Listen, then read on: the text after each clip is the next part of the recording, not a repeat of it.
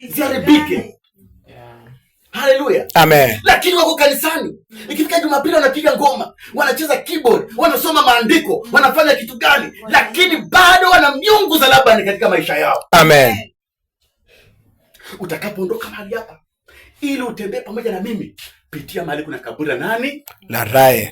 Ili uwache vitu. Katika maneno kabiri ni kwamba zika vitu hizo ndani yake. Kuanzia leo kanisa, zika vitu ambazo uliondoka nazo katika nyumba ya Labani. Hauwezi enda katika na Bwana ukiwa bado una miungu za Labani. Kuna mambo mengi Bwana amekuwa amekutendea, lakini kwa sababu ya miungu za Labani, Bwana akija kutana pamoja na wewe, anampata Labani amesimama katika hema lako, amekungoja akidai miungu zake. Anasema kiburi hiki ambacho ako nacho ni changu, alikuwa nacho. Amen. Na utakaposoma habari unapata kwamba si Labani alikimbia tu mbia akakita akampata Yakobo na akampata pana. Nikisema kwamba tazama, Yakobo akaweka hema lake hapa. Baada ya Yakobo kuweka hapa hema lake, Labani naye akaenda ng'ambo, akaweka hema lake. Akaanza kumwangalia nani? Yakobo. Yaani Labani anaamka usiku, Yakobo analala, Labani anafanya nini? Anamwangalia. Ila Yakobo hajui kwamba anafanya nini? Anaangaliwa. Anapiga chapo, shetani amemfuata, anafanya nini? Anamwangalia. Anajua kwamba leo unaipiga. Anacheka katika nyumba yake na mume wake, anaangaliwa. Anasema kwamba Mungu amenitendea siku hizi, niko vizuri. Hauko vizuri kwa sababu ya miungu za Labani bado unafuatwa. Ni siku tu haijafika ya Labani kuja katika boma lako. Amen. Ila amekaa, amejenga, unahubiri vizuri kama mchungaji, ni sawa. Wewe ni mchungaji, unahubiri vizuri na katika ndimi. Lakini Labani amekaa mahali anakuangalia. Anasema ni sawa, anahubiri, sijakataa. Amekataa kusema mambo yako siku hizi, anasema mambo ya Mungu, sijakataa. Lakini kwa ajili ya miungu zangu, hema langu halitoki mahali hapa mpaka tumalizane na yeye. Amen. Kuna wahubiri wengi wakubwa ambao wamekuwa wahubiri, wamehubiri vizuri, leo hii hawako tena. Nini kimetendeka? Kuna makanisa mazuri makubwa Mungu alianzisha katika udogo kama huu, yakawa makanisa makubwa, leo makanisa yenyewe hayako tena. Amen. Kwa sababu ya miungu ya nani? Ya Labani. Amen. Leo kwa jina la Yesu Kristo, kwa jina la Yesu Kristo, ninakataa kuenda pamoja na miungu za Labani, pamoja na miungu za Labani, pamoja na damu ya ukoo wetu, pamoja na damu ya ukoo wetu, pamoja na tabia ya ukoo wetu, pamoja na tabia ya ukoo wetu. Kwa jina la Yesu Kristo, kwa jina la Yesu Kristo, ninaviachia vyote. Amen. Amen. Nao tusonge mbele. Hata sasa utanisomea kwa sababu nilikuwa natumia hiyo, sasa utakuwa unaendelea kunisomea. Biblia inasema kwamba upitie katika kaburi la nani? Ya Labani. Ili ufanye nini? Enda katika Samuel, First Samuel chapter number 10. Verse number 1. Sasa tutakuwa naenda na wewe. Ndipo Samueli akachukua kuja soma namba 2. Soma verse number 2. Utakapoondoka kwangu leo, utakutana na wanaume wawili karibu na kaburi la Raheli. Katika mpaka wa Benjamini huko Selsa. Hapo sasa, hapo. Tunaenda na wewe pamoja pole sawa? Utakapoondoka leo utakutana katika wapi? Mpaka wa nani? Wa Benjamini, katika nini ya nani? Katika kaburi la nani? La Rahel. Lakini mahali hapo utafika mahali panaitwa wapi? Selsa. Haleluya. Kama unaandika Selsa. Nataka nikufunze kitu katika Selsa. Selsa ni mahali, ni neno linamaanisha kwamba kupumzika. Selsa inamaanisha kupumzika. Wakati Israeli walikuwa wakienda katika nchi ya Kanaani, kuna mahali ambapo walifika wakapata kulikuwa na mitende mingi. Pale zile mitende wakawa wanakula na wakasema kwamba wamefika, hawataki kuondoka mahali pale. Kwa hivyo Selsa ni mahali ambapo ukifika katika maisha yako ya wokovu, ni mahali ambapo unaona ni kana kwamba unasema kwamba leo Mungu amefanya nini? Amenikumbuka. Yes. Amen.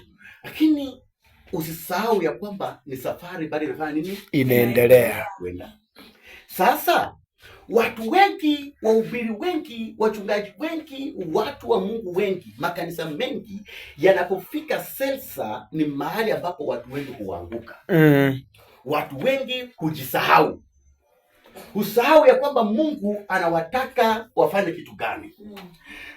Katika Kumbukumbu la Torati, nadhani sijui ni 32. Sijui kama hiyo sina wakati, lakini kama ni 32 ama wapi.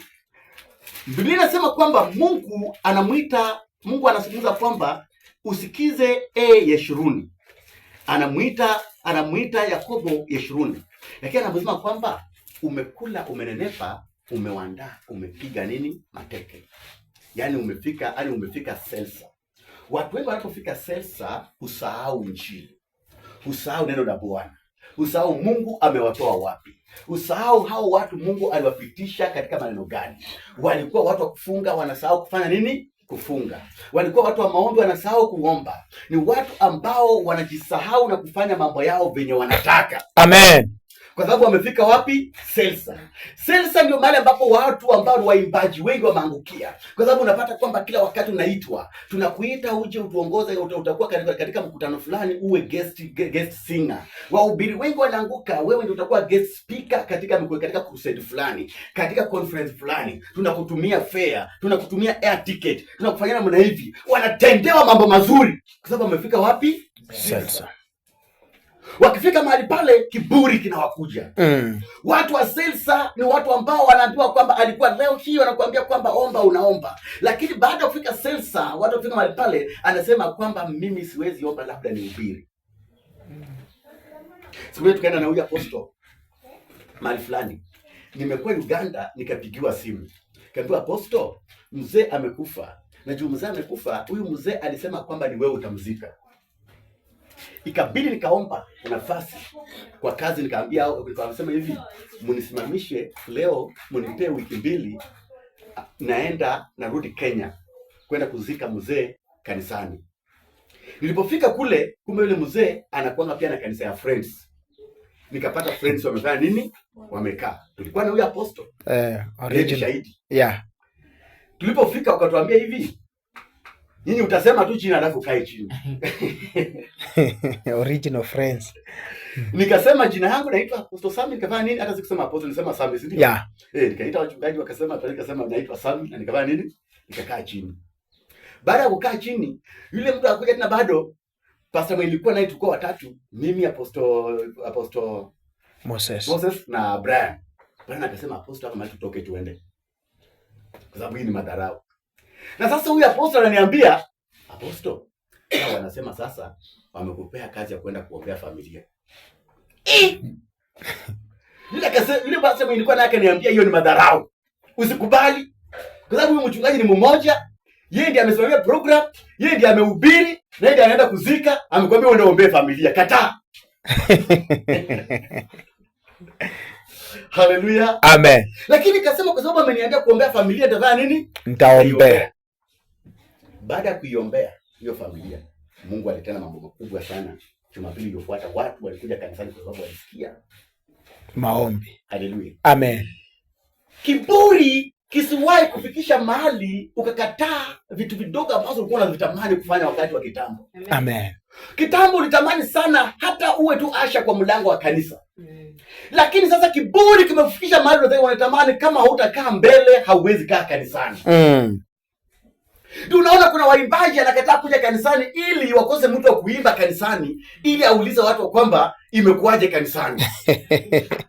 Akipata Moses atakuwa amekula mawe. Hallelujah. Amen.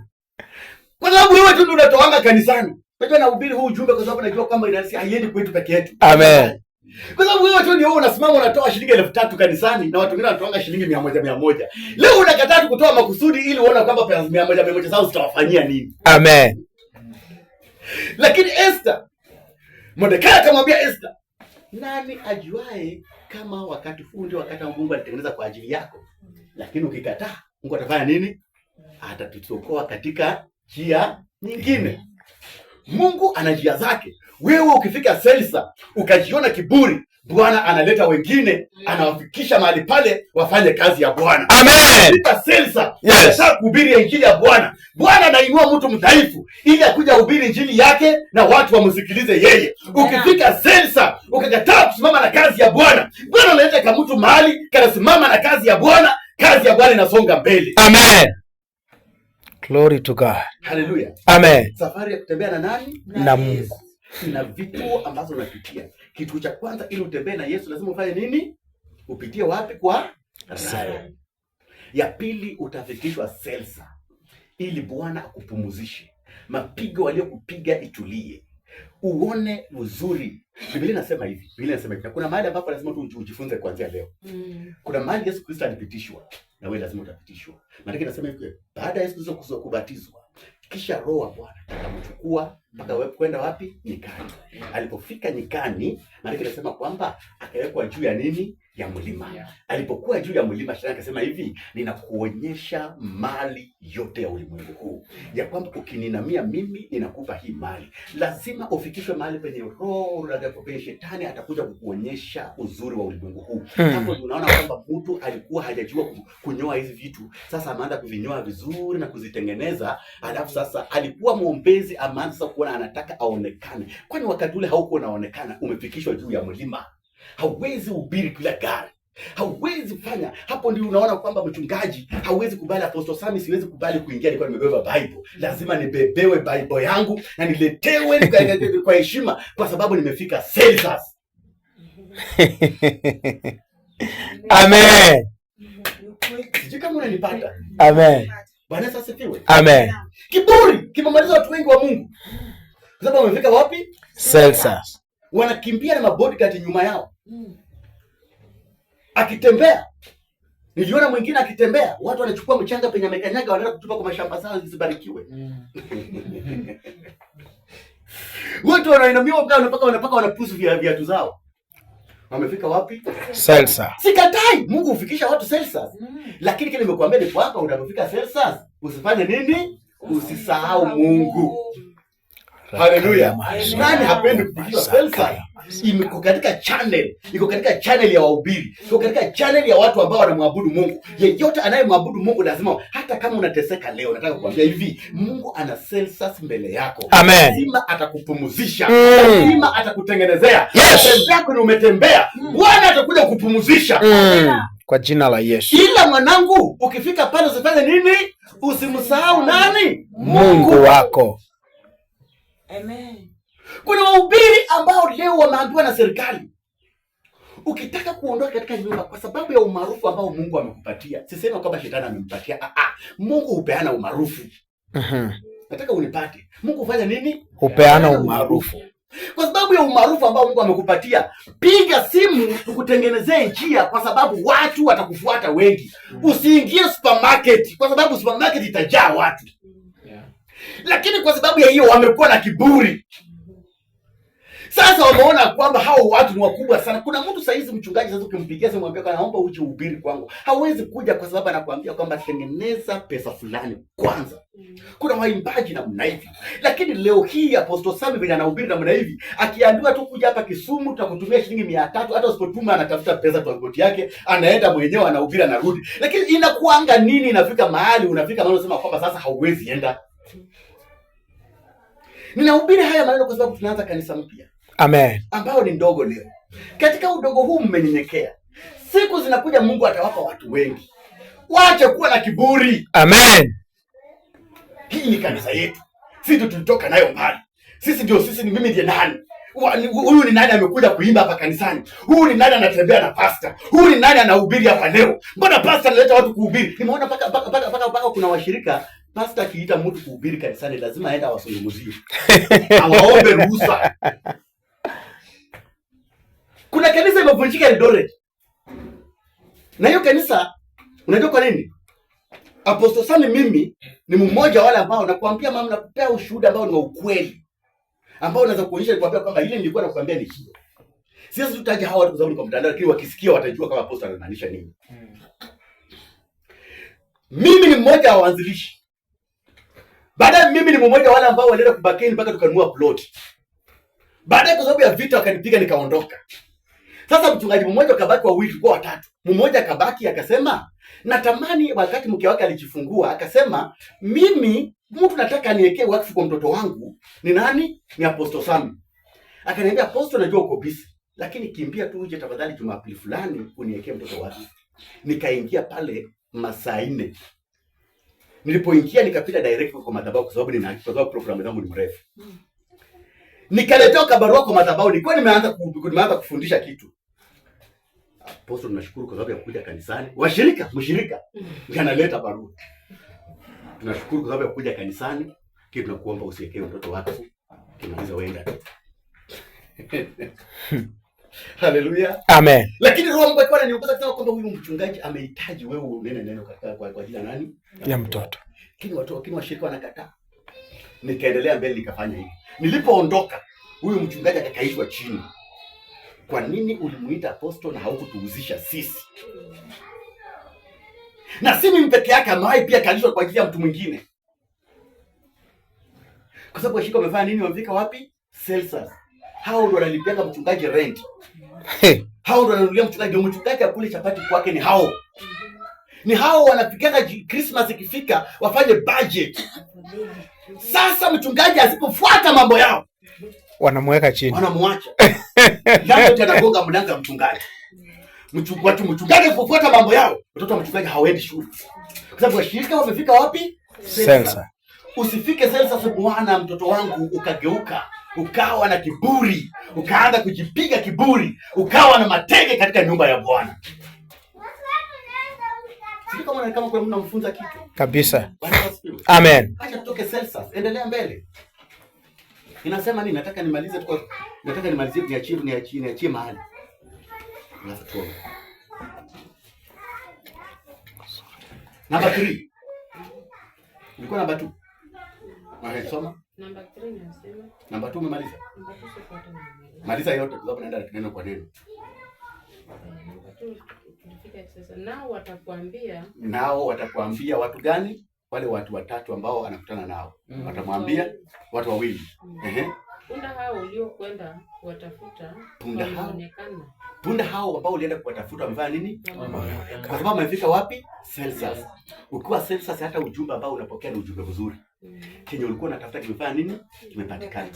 Uliingia kanisani kwa sababu unatafuta ndoa, imefanya nini? Imepatikana. Uliingia kanisani kwa sababu unataka kujenga nyumba, imefanya nini? Imepatikana. Yaani kile punda ambao ulikuwa unatafuta imefanya nini? Imeonekana. Kwa sababu uko wapi? Celsus.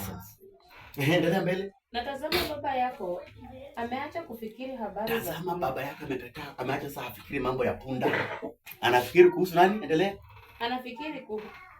Anafikiri habari zenu. Anafikiri habari zenu. Akisema nifanye nini kwa ajili ya mwanangu? Yes. Wakati wakifika Celsus, mpaka watu wanakataa kufikiri juu ya vitu zao.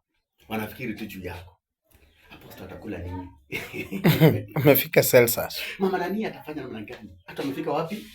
Celsus. Unapata kibali kila mahali. Ukiwa kazini wakifikiria nani watatuma kwenda kuwakilisha kampuni mahali fulani, ni wewe wanafikiria. Celsus. Mtu akifikiria atanunua kitu gani kwa duka na pia duka lako. Celsus. Watu wanaacha kujishughulikia, wanafanya nini? Wanakushughulikia wewe. Pia wewe Bwana akufikisha wapi? Celsus. Mahali ambapo Mungu ataleta watu wa kuhudumia. Mahali ambapo Mungu ataleta watu wa kushika mkono. Amen. Mahali ambapo Mungu atafanya watu wa kuombea. Unajua kwamba hata kukuombea pastor, unajua unaweza kuwa kanisani na ukosa hata mtu wa kukuombea. Kabisa. Pastor mimi akaja kaniambia kwamba apostle, uniombee. Kwa sababu mpaka kanisani nimesikia mke wangu ameambia wa mama waniombee, wamesema hatuwezi muombea apostle. Kwa sababu gani? Amebarikiwa. Wanasema juu wako na gari, amefanya nini? Amebarikiwa. Hao hawana gari, hawana haja kumuombea. Yeye ndiye awaombee. Unafika mahali watu wanakataa kujali. Hakuna mtu anatamani hata kusikia neno lako. Unafika mahali hakuna mtu anakubali hata kushika simu yako. Mpaka simu yako kiangalia inalia mpaka inaisha. Wengine wana blacklist. Kwa sababu haujafika Celsus. Mtu ambaye hajafika Celsus ni mtu ambaye hata mnaenda unatembea na mwenzako mnaenda kutafuta kazi. Wewe ndio umemwambia kwamba mahali fulani nimeona wameadvertise kazi. Wanaajiri watu. Mnaenda na huyo mtu, yeye anachukuliwa, wewe unarudi. Kama hujafika Celsus, kila kitu chao kinakuwa kibaya. Katika nyumba ukijaribu kupeana suggestion katika nyumba yako, mume wako mnakosana naye. Na ulikuwa tu unapeana ushauri. Unaambia mke wako hapana, nilikuwa nafikiri fanye hivi, mnakosana mpaka mnakumbana mpaka kila mtu anaenda zake. Amen. Kwa sababu hujafika wapi? Census. Ukijiuliza nini tulikosania kitu kadogo. Haleluya. Amen. Lakini Mungu akufanye nini? Akufikishe wapi? Census. Ili Mungu akupe watu wa kushika mkono. Amen. Siku utakayokuwa hata haujiwezi kuomba, Bwana akutengenezee watu wa kufanya nini? Wa kuomba. Amen. Siku ambayo utakuwa unahitaji muda wa kushika mkono, Mungu akuletee muda wa kufanya nini? Wa kushika mkono. Siku ambayo utahitaji mtu wa kukuongelea. Kuna mahali ambapo hauwezi ongea mwenyewe. Kuna mahali, kuna situation unafikanga hauwezi ongea mwenyewe. Unahitaji mtu aongee kwa niaba yako. Amen. Bwana alete mtu aongee kwa niaba yako. Amen. Katika jina la Yesu Kristo. Amen. Oh Jesus. Kuna mahali ambapo watu wanakuambia nyamaza. Unahitaji mtu wa kutetea. Siku moja nilikuwa natembea. Baada ya kisanga kutendeka kule Eldoret. Nimetoka kanisani. Watu wakatengeneza njama nikapigwa. Napigwa na maana gani? Napigwa kwa street. Natembea hivi nikapigwa simu. Sasa mimi nilikuwa fundi. Uko wapi? Niko mahali fulani. Kuja utengeneza kitu fulani isili. Sasa hiyo karibu saa 12 jioni elekea saa 1. Mimi nikatembea mbio. Kufika mahali nikaona watu wanatembea kama walevi hapo isili. Nikienda hivi wananigonga, wanakuja. Kienda hivi. Sasa kwa sababu niko na haraka nikafanya nini? Kapita katikati yao tukagongana. Wakaacha kuwa walevi wakanifuata mbio. Kisa zile walikuwa nani? Walevi. Wakanishika wakaanza kunipiga. Na wakanipiga kabisa. Unasikia mtu kupigwa mob. Mob justice. Sasa wewe ni mwizi. Wakanipiga vizuri, pigo tu ile kizuri. Lakini ghafla kijana mwingine akatokeza kaanguka kwa kwangu. Papa akisema huyu ni pastor. Watu walisema huyu ni pastor, watu wakasimama kando. Kumbe kuna watu pia wenyewe walikuwa wanatamani kuingilia ndani kile wamefanya nini? Wameogopa. Wakati unapigwa na mob watu hawezi kuja kusaidia. Wanaogopanga nao wanafanya nini? Wanaweza pigwa. Hao kusikia pia wakaingia, huyu ni pastor. Mungu akupe watu watakaofanya nini? Kuongelea. Wakati wa matatizo. Watu wakifika census, Mungu huwapa watu waongelee. Wanakupaka matope ya mwingine atusema hapana, haikuwa namna hivyo. Mimi nilikuwa mahali pale. Lakini kabla hujafika census, hata ukijaribu kupaka kama matope inakujipaka yote. Amen. Oh Jesus. Kutembea na nani? Na Yesu. Haleluya. Amen. Songa mbele kidogo ndugu yangu. Sana tatu. Utakwenda mbele kutoka hapo. Ukifika kwa mwaloni wa Tabori. Utafika mbele kwa mwaloni wa Tabori. Mwaloni wa Tabori. Hapo watu watatu kidogo tu. Mwaloni wa Tabori. Tabori inamaanisha Tabori na Debora ni kitu kimoja. Mwaloni wa Debora unaitwa namna hivi. Ni mahali ambapo baada ya Yakobo, sisome kwa sababu ya muda, lakini utaenda usome. Baada ya Yakobo kuondoka akienda sasa akitoka kwa Laban, akifika mbele, Debora alikuwa mjakazi. Wakati Elizabeth alichukuliwa kwenda kuoleka kwa nani? Baba Yakobo anaitwa nani? Baba Yakobo na Esau anaitwa nani? Isaac. Wakati Isaac alikuwa analetewa nani? Elizabeth. Akapewa mjakazi kwao. Kitambo ukienda kuoleka dada yangu, unapewa mtu wa kuenda na wewe, kwenda kukusaidia. So huyu mwanamke ambaye alikuwa anaitwa Debora alikuwa mjakazi wa nani? Elizabeth. Na alibaki pale mpaka akazeekea pale. Sasa wakati Yakobo anaenda sasa, wametulia, Mungu akamwambia kwamba enda mahali ambapo uliniombea, anaitwa Betheli.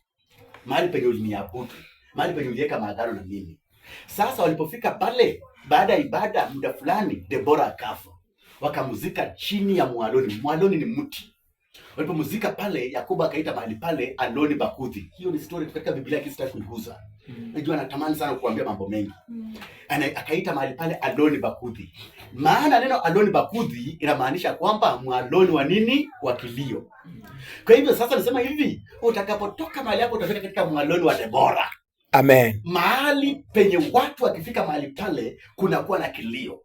Katika safari ya kwenda kutembea na Yesu Kristo, hauwezi ebuka watu kwanza kuleta kilio katika maisha yako. Amen. Haleluya. Amen. Lazima watokee. Lazima ufike katika mwaloni wa Debora.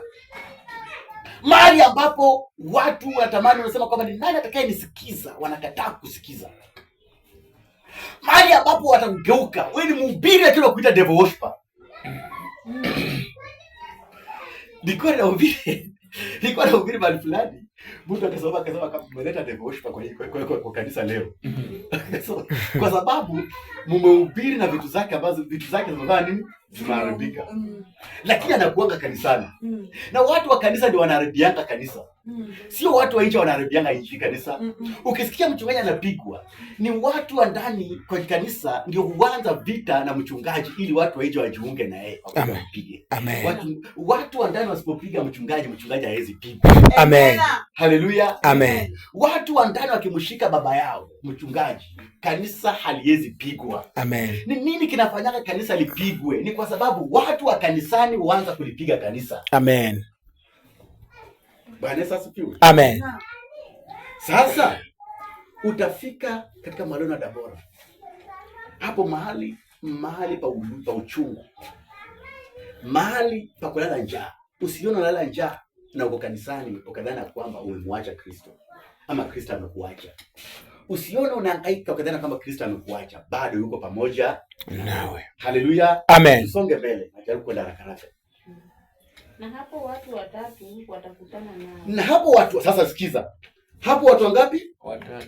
Watafanya nini? Watakutana na wewe. Wanaokwea kumwendea Mungu huko Betheli. Hao watu wanakwea kumwendea Mungu wapi? Betheli. Betheli inamaanisha nini? Mahali pa kumuona nani? Mungu. Haleluya. Amen. Yakobo alikuwa mahali pale akaona nani? Mungu. Akaita mahali pale nini? Betheli. Alafu mmoja anachukua wanambuzi watatu. Mmoja amechukua wanambuzi watatu. Na mwingine anachukua mikate mitatu. Mwingine amechukua mikate mitatu. Na mwingine anachukua kiriba cha divai. Mwingine amechukua kiriba cha divai. Sikiza sasa. Nao watakusanya. Achia hapo kwanza. Mmoja amechukua mikate mitatu, ni mbuzi watatu. Mwingine mikate mitatu. Mwingine nini? Divai. Haleluya. Amen. Nao watafanya nini? Watakusalimia. Ukiona mahali popote katika maandiko ama katika ndoto, nataka msikize vizuri.